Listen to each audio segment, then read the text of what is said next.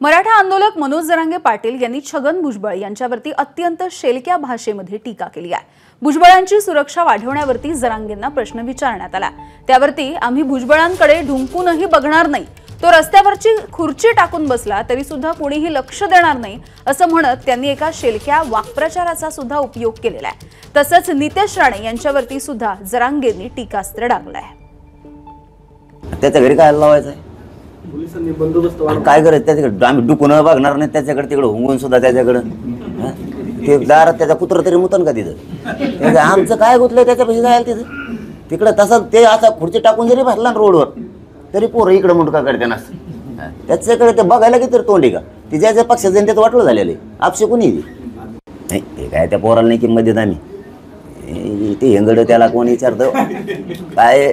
मी निलेश साहेबाला 3-4 वेळेस सांगितलं आणि आज सुद्धा सांगतो की मी राणे परिवाराचा सन्मान करतो, तुमचं काही ना काहीतरी योगदान आहे, वय मोठं आहे, त्यांना समजून सांगा की मी त्यांचा सन्मान करतोय, मी त्यांना एक शब्दही बोललेलो नाही, तुम्ही बळच कसं काय बोलता मला, आणि बळच बोलल्यावर मी कसं काय सोडी।